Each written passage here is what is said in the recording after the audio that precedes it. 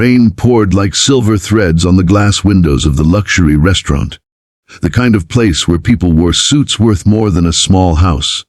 But that night, no one noticed the trembling waitress by the door. Amara, 23, soaked to the bone, her uniform slightly faded, her smile painfully forced. She had just spilled hot soup on a customer's $5,000 dress. Her manager was fuming, the guests were whispering, and Amara was moments away from losing the only job keeping her and her little brother alive. Just then, the heavy oak doors opened, and a silence fell over the restaurant. A billionaire family had just walked in, the Hartleys, owners of the luxury hotel chain where Amara worked. Cameras flashed.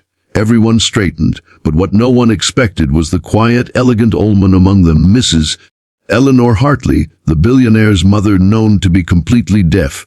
When no one dared approach her, it was Amara, the poor waitress on the edge of being fired, who stepped forward and raised her trembling hands. In perfect sign language, everyone froze. The billionaire's mother's eyes widened, and a faint tear rolled down her wrinkled cheek. That's where the story begins. Amara had been working double shifts for months. Her father had died years ago, and her mother's illness had drained every bit of savings they ever had. Now all she had was her younger brother Rafi, a 12-year-old with big dreams and a weak heart. She worked quietly, never complained, and never expected kindness. People looked through her like she was invisible, but there was something unusual about her, something she never showed anyone. She could speak with her hands. Years ago, she had learned sign language for her late mother, who lost her hearing before she passed away. Those silent conversations with her mother were the most beautiful part of Amara's childhood. But now, that skill was just a memory until the night Mrs. Hartley entered her life. The restaurant buzzed as staff rushed to impress the billionaire family. Amara stood aside, still trembling from the earlier accident. She could already hear her manager's voice in her head. "You're done after tonight." Mrs. Hartley sat at the corner table, her posture graceful but eyes distant. People spoke around her, but she couldn't hear a thing. Her son, Daniel Hartley, the cold and ambitious billionaire CEO, barely looked up from his phone. He didn't notice how isolated his mother looked among her own family. When the waiter tried to hand her the menu, Mrs. Hartley hesitated. She didn't understand his words. The waiter grew impatient. The other guests whispered awkwardly.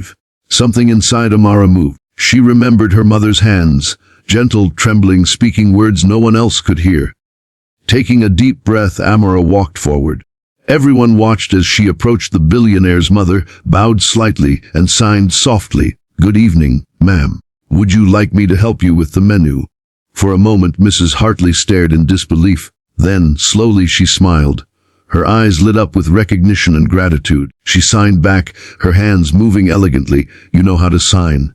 Amara nodded, her lips trembling as she signed. "My mother was deaf. I learned to talk to her this way."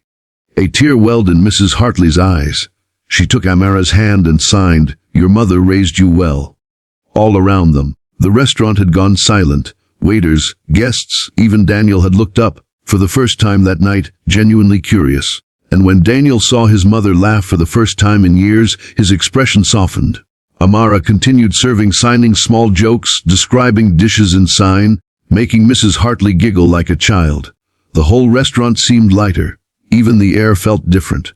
By the time the family left, Daniel Hartley approached her. He asked quietly, "You know sign language?" "Yes, sir," she said nervously. He paused, then smiled faintly, something no one at the restaurant had ever seen him do. "My mother hasn't smiled like that in 5 years. Thank you." Amara thought that was the end of it, but destiny had other plans. 2 days later, Amara was fired. Her manager said the soup incident was unforgivable. She tried to explain, but it didn't matter.